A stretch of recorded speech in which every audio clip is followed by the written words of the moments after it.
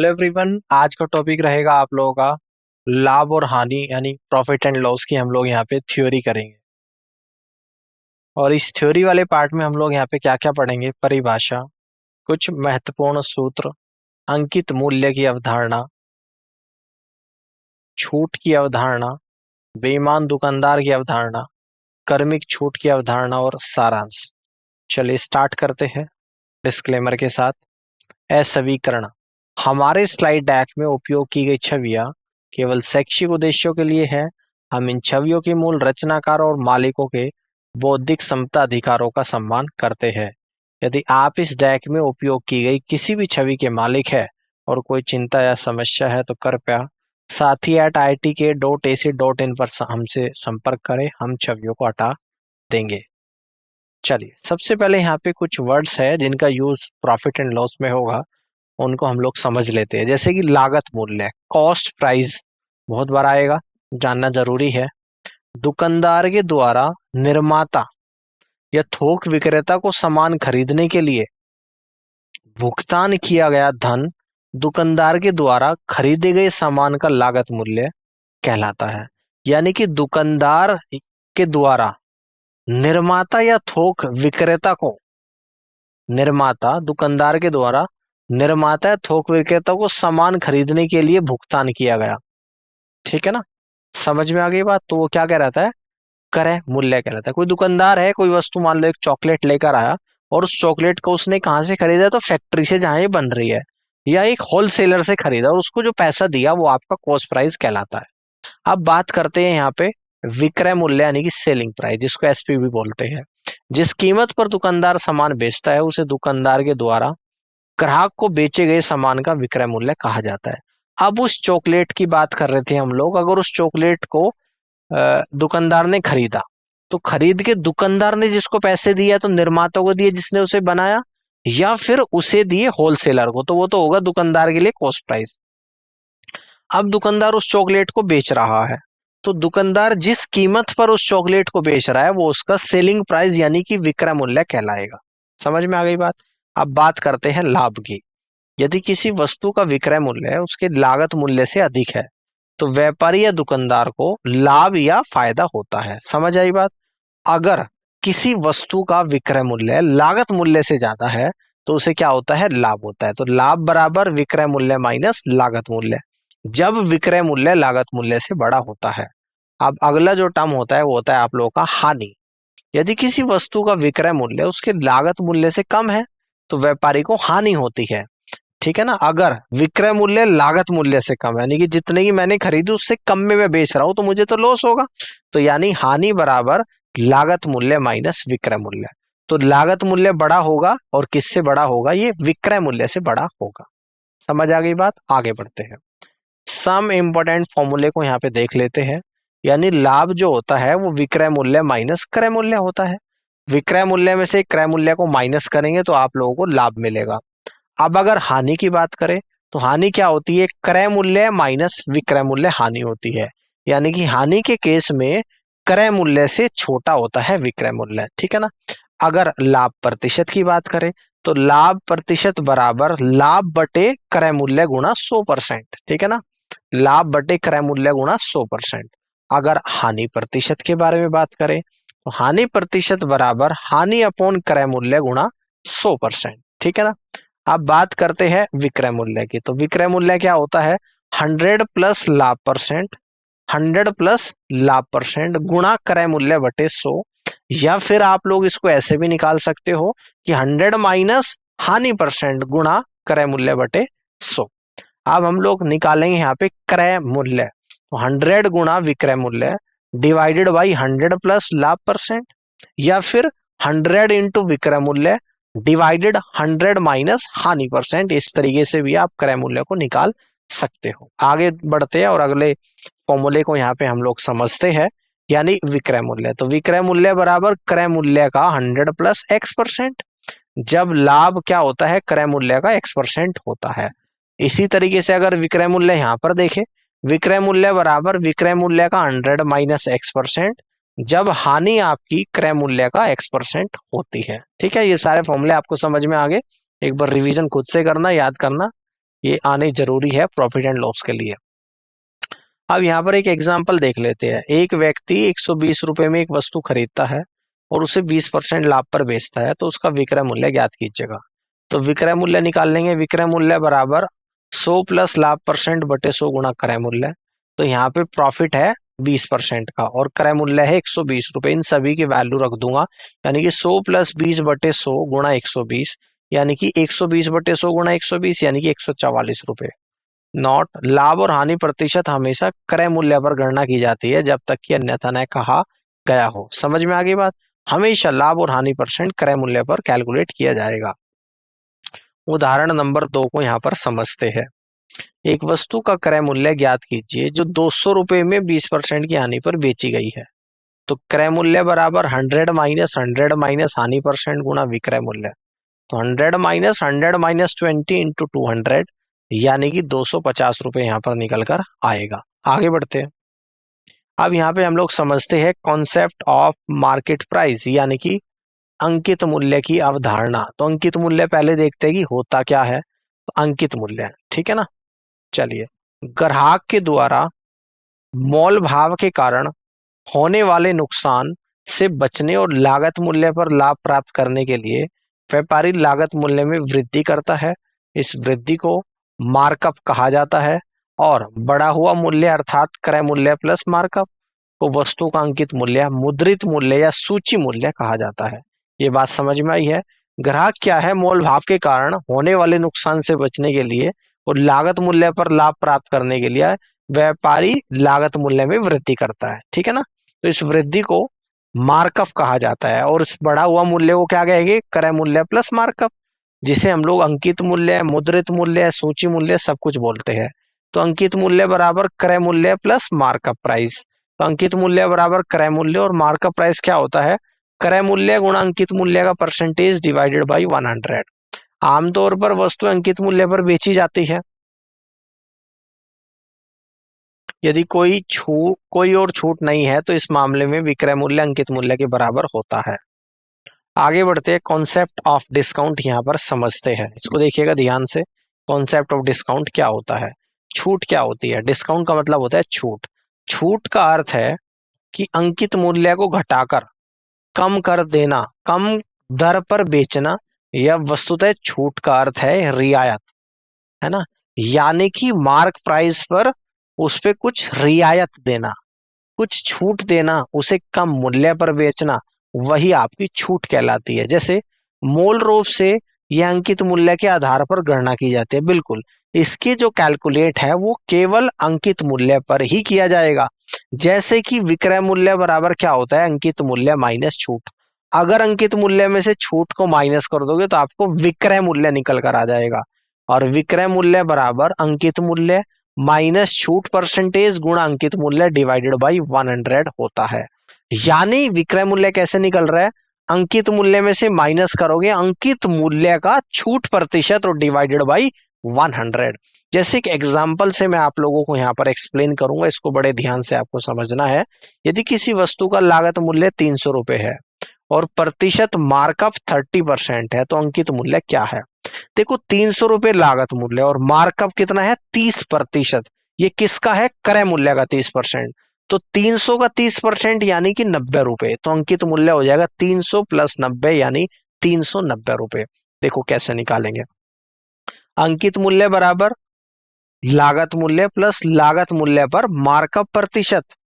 अब 300 प्लस 300 का 30%, 300 का 30%, 30/100 यानी कि 90, 300 प्लस 90, 390 रुपए यहां पर निकल कर आएगा। बात समझ में आ गई है? देखो, एक चीज आपको बिल्कुल ध्यान से समझनी है। जो ग्राहक वस्तु को खरीद के ला रहा है किसी फैक्ट्री से या किसी होलसेलर से, ग्राहक नहीं, दुकानदार, जो दुकानदार किसी वस्तु को खरीद के ला रहा है फैक्ट्री से या होलसेलर से, उसको जो पैसा दे रहा वो है क्रय मूल्य। और जब दुकानदार उस वस्तु को कस्टमर को बेच रहा तो वो है सेलिंग प्राइस, यानी कि विक्रय मूल्य। अब अंकित मूल्य क्या होता है? जब दुकानदार प्रॉफिट कमाने के लिए जो लागत मूल्य यानी कि कॉस्ट प्राइस होता है उस पे कुछ मूल्य बढ़ा के रख देता है। यानी कि वो 200 रुपए की मान लो कि फैक्ट्री से खरीद कर लाया, अब उसने उस पे एमआरपी लगा दिया 250 रुपए का, तो ये क्या हो जाएगा, 200 पे वो कितना ज्यादा रख रहा है, 25% ज्यादा मार्कअप परसेंट, तो 250 हो जाएगा मार्केट प्राइस। अब मान लो कि उस पे वो 10% की छूट पर बेच रहा है 250 पे, तो 250 का 10% छूट यानी कि 25 रुपए कम पर बेच रहा है 225 पर, तो 10% छूट यानी कि 25 रुपए छूट आ गई, 225 पर बेच रहा है, वो आपका विक्रय मूल्य आ गया। तो एक पूरी ये चेन है, लागत मूल्य से विक्रय मूल्य, विक्रय मूल्य से अंकित मूल्य, अंकित मूल्य पे छोड़ दोगे तो फिर से विक्रय मूल्य मिल जाएगा। अब क्रय मूल्य पे चाहे प्रॉफिट हो तब भी विक्रय मूल्य आएगा, क्रय मूल्य पे चाहे लॉस हो तब भी विक्रय मूल्य ही आएगा। ये बात समझ में आ गई। और जब क्रय मूल्य पे मार्कअप परसेंटेज होगा तो अंकित मूल्य आएगा, अंकित मूल्य पर छूट दोगे तो सेलिंग प्राइस आएगा।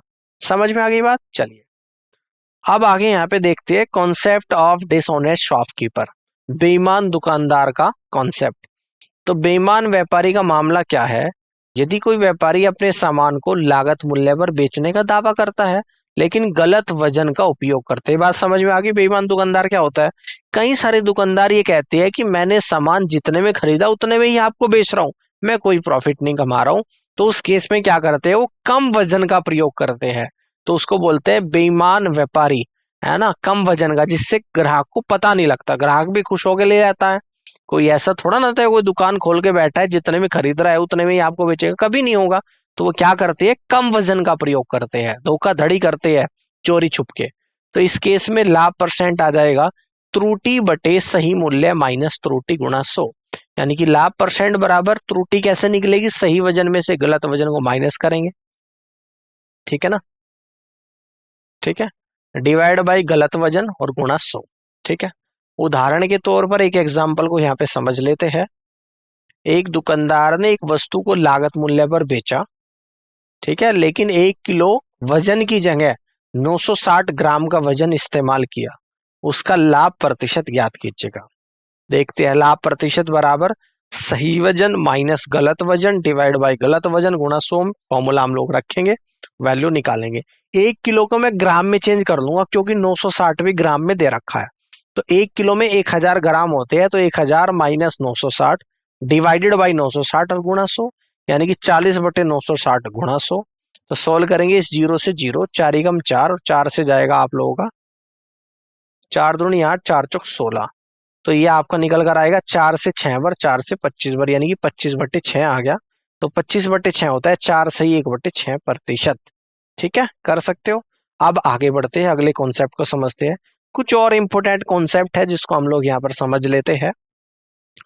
जहां दो वस्तुएं एक ही कीमत पर बेची जाती है लेकिन उनमें से एक पर लाभ और दूसरी पर हानि पर बेची जाती है और लाभ का प्रतिशत हानि के प्रतिशत के समान होता है, तो इस स्थिति में हमेशा हानि होती है। तो हानि प्रतिशत बराबर सामान्य लाभ या हानि प्रतिशत डिवाइड बाई 10 का स्क्वायर। तो यहाँ पर आएगा हानि percentage of value divide by 10 का होल स्क्वायर। देखिएगा, उदाहरण के तौर पे हम लोग यहाँ पर समझ लेते हैं। दो कारों में से प्रत्येक को 1000 रुपये में बेचा जाता है। पहली को 25% लाभ पर और दूसरी को 25% हानि पर बेचा जाता है। इस सौदे में कुल प्रतिशत लाभ या हानि क्या है, देखते हैं इसको। यहाँ पे कुल विक्रय मूल्य कितना हो जाएगा जब दो वस्तु को सेम 1000 रुपये में बेचा जा रहा है, 1000 गुणा 2 यानी कि 2000 रुपये यहाँ पर निकल कर आएगा। अब ध्यान से देखिएगा, पहली कार का क्रय मूल्य, पहली कार का क्रय मूल्य पहली कार को 25% के लाभ पर बेचा जा रहा है, यानी कि 25% लाभ के बाद पहली कार का मूल्य 1000 रुपये है। तो क्रय मूल्य क्या होगा, 1000 से कम होगा। कैसे निकालेंगे, 100 इंटू 1000 डिवाइड बाई 125, यानी कि जहां पे यहाँ पे लाभ कितना है 25%, तो क्रय मूल्य कितना निकल कर आएगा, 800 रुपये यहाँ पर निकल कर आएगा। अब दूसरी कार को 25% की हानि पर बेचा जा रहा है। अब हानि पे बेचने के बाद उसे 1000 रुपये में बेचा जा रहा है, ठीक है ना, 1000 रुपये में। इसका मतलब उसका क्रय मूल्य जो है वो 1000 से ज्यादा होगा। अब कितना होगा देखते हैं। तो दूसरी कार का क्रय मूल्य 100 गुणा 1000, 100 गुणा 1000 डिवाइडेड बाई 75, जहां पे हानि 25% है, तो ये मूल्य आपका यहाँ पे निकल कर आएगा 1333 सही 1/3 रुपया। कितना, 1333 सही 1/3 रुपया निकल कर आएगा। तो कुल क्रय मूल्य कितना आ जाएगा, 800 और 1333 सही 1/3, यानी कि ये आपका निकल कर आएगा 2133 सही 1/3 रुपया निकल कर आ गया टोटल क्रय मूल्य। टोटल क्रय मूल्य आपका निकल कर आ गया 2133 सही 1/3 रुपया। तो हानि प्रतिशत क्या हो जाएगा, क्रय मूल्य माइनस विक्रय मूल्य डिवाइडेड बाई क्रय मूल्य गुणा 100। तो 2133 सही 1/3 माइनस विक्रय मूल्य क्या था 2000 रुपए और डिवाइडेड बाई क्रय मूल्य 2133 सही 1/3 और गुणा 100। तो अब इसको हम लोग यहाँ पे सोल्व करेंगे और सोल्व करने के बाद आपकी जो परसेंटेज निकल कर आएगी वो आएगी 6.25%। ठीक है ना। तो क्या हो जाएगा 6.25% का क्या हो जाएगा लाभ हो जाएगा, क्योंकि 2000 की वस्तु 2133 सही 1/3 रुपया में बेच रहा हूं। ठीक है, आगे बढ़ते हैं। अब इसका शॉर्टकट भी देख लेते हैं। तो शॉर्टकट होता है हानि परसेंट। ठीक है ना, सॉरी यहाँ पे लाभ नहीं होगी, सॉरी हानि होगी, हमेशा क्या होगी हानि होगी, क्योंकि भाई 2000 रुपए बेच रहा हूं और क्रय मूल्य था 2133 सही 1/3 रुपए। ठीक है ना।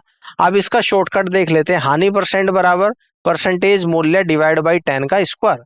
तो परसेंटेज क्या है 25%, तो 25/10 का स्क्वायर, 25/10 का स्क्वायर। तो ये आपका आएगा 6.25%। एक और कॉन्सेप्ट को समझ लेते हैं। इस कॉन्सेप्ट का नाम है कॉन्सेप्ट ऑफ सक्सेसिव डिस्काउंट, यानी कि सक्सेसिव डिस्काउंट का कॉन्सेप्ट को यहाँ पे हम लोग समझते हैं। इसको बोलते हैं क्रमिक छूट। जब किसी वस्तु पर दो क्रमिक छूट क्रम से X% और Y% हो तो कुल छूट क्या हो जाती है X plus Y minus XY upon 100%। ठीक है ना। उदाहरण देख लेते हैं। एक दुकानदार 50% और 50% की दो क्रमिक छूट देता है। वास्तविक समतुल्य छूट ज्ञात कीजिएगा।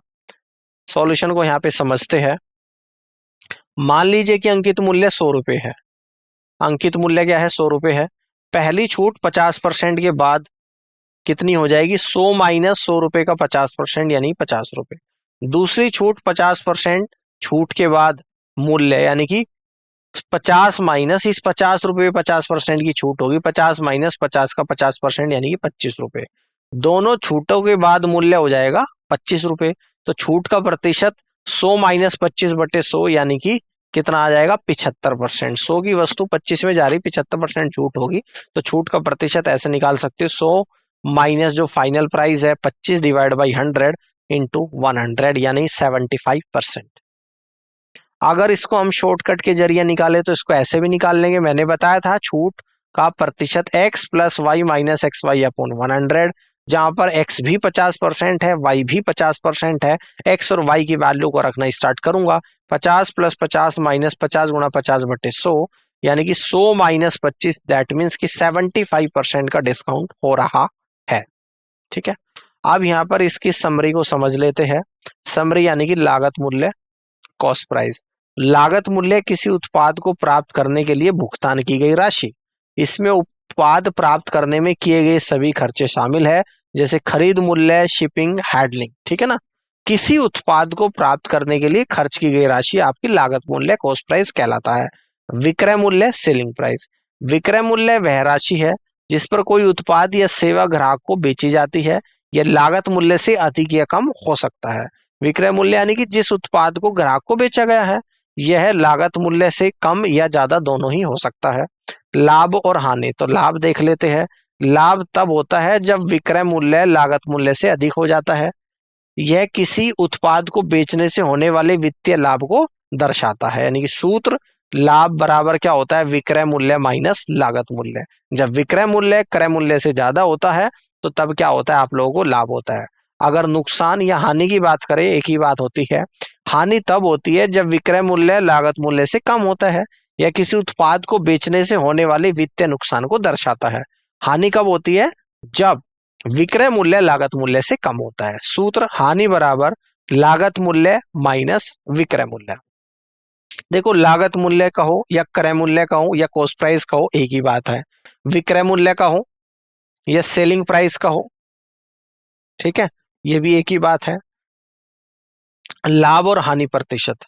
लाभ प्रतिशत इसको देखते हैं। लाभ प्रतिशत दर्शाता है कि लागत मूल्य के सापेक्ष कितना लाभ कमाया गया है। ठीक है ना। यानी कि लाभ किस पे कमाया गया है लागत मूल्य। लागत मूल्य पे कितना लाभ कमाया गया है। परसेंटेज निकालने के लिए क्या करेंगे मल्टीपल बाई 100 करेंगे, वही आपका लाभ प्रतिशत आ जाएगा। तो लाभ प्रतिशत बराबर लाभ बटे लागत मूल्य गुणा 100। अब हानि प्रतिशत की अगर हम लोग बात करें तो हानि प्रतिशत दर्शाता है कि लागत मूल्य के सापेक्ष कितना नुकसान हुआ है। तो हानि प्रतिशत बराबर हानि बटे लागत मूल्य गुणा 100, परसेंटेज निकल कर आ जाएगी। इसके बाद आता है आप लोगों का अंकित मूल्य और छूट, ये दो चीज भी हमने पढ़ी थी। तो अंकित मूल्य यानी कि मार्क प्राइस, इसको सूची मूल्य भी बोल देते हैं अंकित मूल्य को, ठीक है ना, सूची मूल्य भी बोल देते हैं, अंकित मूल्य भी बोल देते हैं, मार्क प्राइस भी बोल देते हैं, बाजार मूल्य भी इसको बोल देते हैं, कई सारे नामों से इसको हम लोग जानते हैं यहाँ पे। तो अंकित मूल्य वह वर्तमान मूल्य है जिस पर कोई वस्तु बाजार में खरीदी या बेची जाती है। मांग, आपूर्ति और बाजार स्थितियों के आधार पर इसमें उतार चढ़ाव हो सकता है। अब इसके बाद छूट को यहाँ पे देख लेते हैं। छूट विक्रय मूल्य में कमी है जिसे आमतौर पर अंकित मूल्य के प्रतिशत के रूप में व्यक्त किया जाता है। यह खरीदारों को प्रोत्साहित करता है और बिक्री बढ़ा सकता है ना। छूट क्या होती है भाई? ये जो डिस्काउंट आपको मार्क प्राइस पर दिया जाता है। छूट राशि का फॉर्मूला क्या है? छूट राशि बराबर छूट प्रतिशत बटे 100 गुणा अंकित मूल्य, ठीक है ना। ये क्या आएगी यहाँ पे लिखना, अंकित मूल्य। छूट अंकित मूल्य में कमी है जिसे आमतौर पर अंकित मूल्य के प्रतिशत के रूप में व्यक्त किया जाता है, खरीदारों को प्रोत्साहित करता है और बिक्री बढ़ा सकता है ना। यहाँ पे लिखेंगे मार्केट प्राइस। अब छूट के बाद विक्रय मूल्य का फॉर्मूला, विक्रय मूल्य बराबर अंकित मूल्य माइनस छूट राशि, ठीक है ना। तो उम्मीद करता हूँ कि आज का ये सेशन आप लोगों को यहाँ पे समझ आया होगा। इससे काफी सारे कॉन्सेप्ट आपके प्रॉफिट एंड लॉस के क्लियर हो गए होंगे। ये बेसिक चीजें मैंने आपको बताई, इतनी चीज भी अगर आप लोग जान लोगे तो आप प्रॉफिट एंड लॉस के क्वेश्चंस को इजीली समझ के करना स्टार्ट कर दोगे। ये चीजें आनी जरूरी है, ठीक है। तो और ये चीजें आपको डेली लाइफ में भी जरूरत पड़ती है, क्या लाभ होता है, क्या हानि होती है, कितने परसेंट प्रॉफिट है, कितने परसेंट लॉस है, ये सब कुछ पता होना चाहिए आपको कि क्या मार्केट वैल्यू होती है, क्या डिस्काउंट परसेंटेज होता है। तो ये काफी यूजफुल टॉपिक है आपके डेली लाइफ के लिए भी। तो उम्मीद करता हूँ कि सभी कॉन्सेप्ट आपको यहाँ पे समझ आ गए होंगे और इस पूरी क्लास को देखने के लिए आप सभी का बहुत बहुत धन्यवाद।